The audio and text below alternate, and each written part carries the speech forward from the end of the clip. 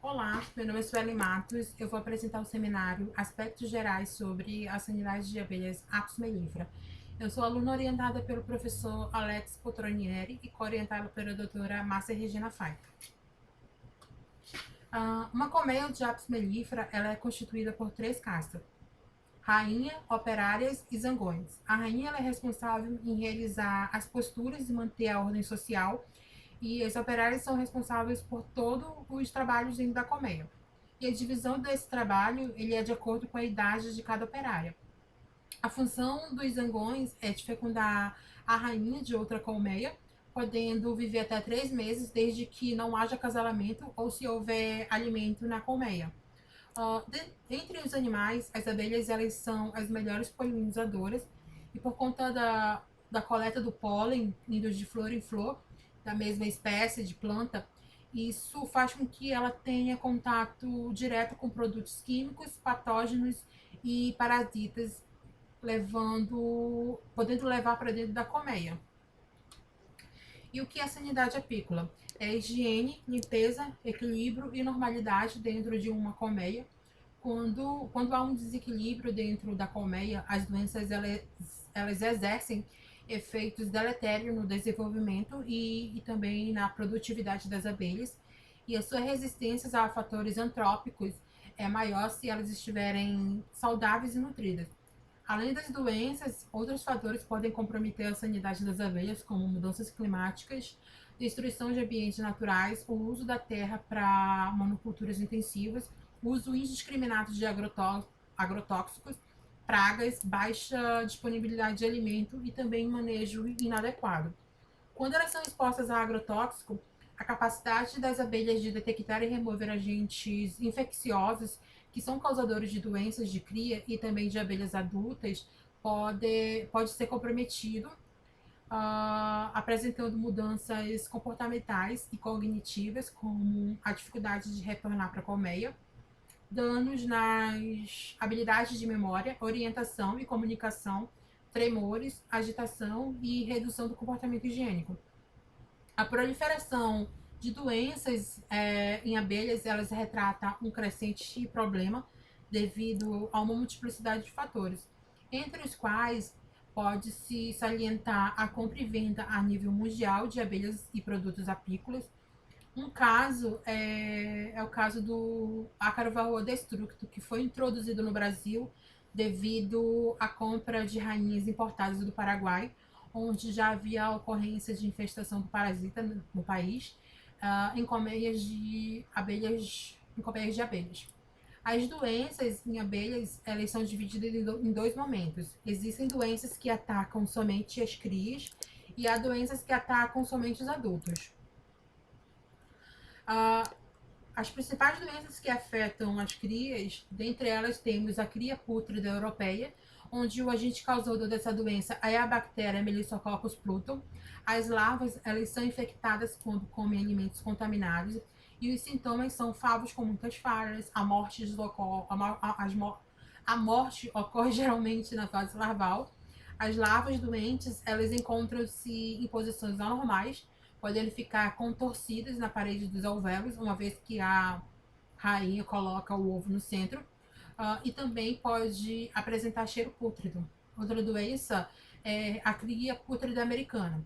E o agente causador é a bactéria Penibacillus larvae, e as larvas elas também são infectadas quando comem alimento contaminado. E essas doenças elas podem provocar prejuízos, pois o seu controle ele é bastante difícil, já que a bactéria ela é resistente a antibiótico e pode permanecer no ambiente por muito tempo. Por isso, não se recomenda a importação de produtos apícolas ou rainhas de países que apresentem níveis muito altos dessa infestação. E os seus sintomas são favos com falhas, com opérculos perfurados, escurecidos e afundados, morte na fase de pré-pupa ou pupa. As larvas com mudanças de cores, elas passam do branco para o amarelo até um marrom escuro, e também o cheiro pútrido.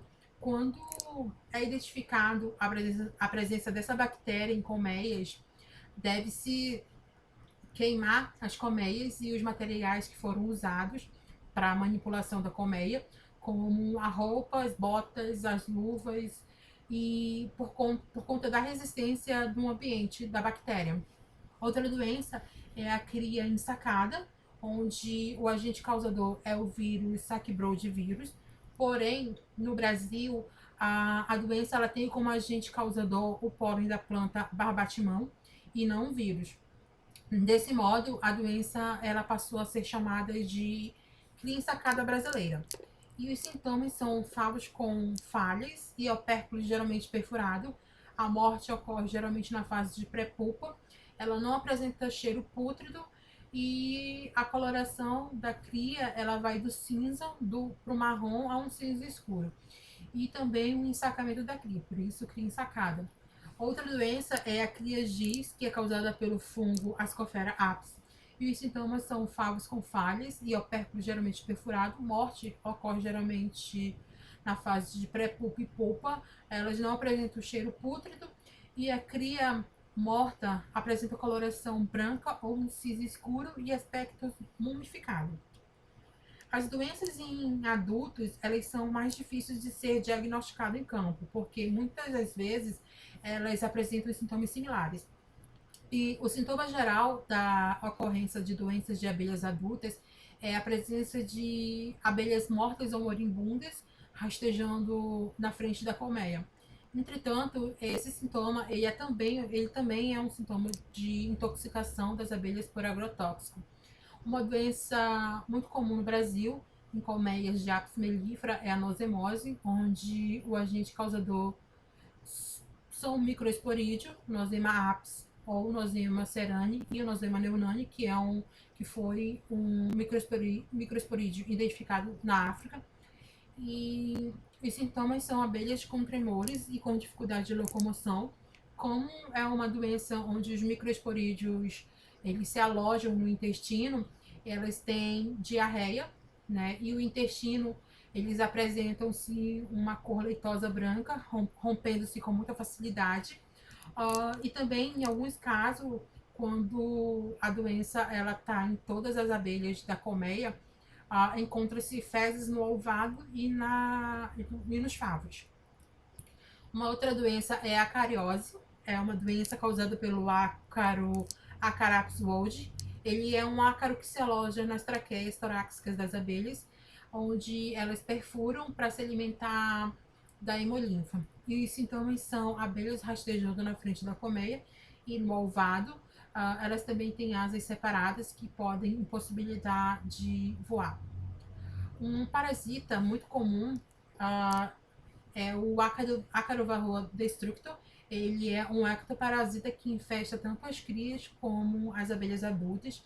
Eles se reproduzem nas crias. Nos adultos, eles ficam anexados na região torácica, alimentando-se da hemolinfa, podendo causar a redução do peso e da longevidade das abelhas. E também eles transmitem o vírus da asa deformada. O outro parasita é a traça da cera. Eles são insetos da ordem Lepidoptera, de duas espécies, a galera melonella e a Croia grisella. Os adultos dessas duas espécies, eles depositam ovos em pequenas frestas do quadro das caixas, né? E quando os ovos eclodem, as traças elas começam a se alimentar da cera, por isso o nome traça da cera. Um outro parasita é a formiga, né? Elas são bastante comuns em colmeias e elas podem causar grandes prejuízos, principalmente quando atacam colmeias fracas. Elas podem consumir o mel e o pólen e também comem as crias, além de causarem grandes desgastes e mortalidade das abelhas adultas na tentativa de defender a colônia. Quando os ataques são severos, elas podem provocar o abandono da colmeia. No caso, as abelhas fogem da colmeia quando tem presença muito grande de formigas. E como medida de prevenção a ataques de formigas, recomenda-se realizar campinas frequentes no apiário, uma vez que a existência de plantas próximas às colmeias pode facilitar o acesso de inimigos naturais. E para combater todos esses problemas, como doenças e parasitas, as abelhas elas necessitam de uma defesa natural. E o mecanismo de defesa, como o nome já diz, é uma defesa contra doenças e parasitas, onde pode ser genético, como comportamento higiênico, ou físico, como grooming. O comportamento de grooming é a habilidade das abelhas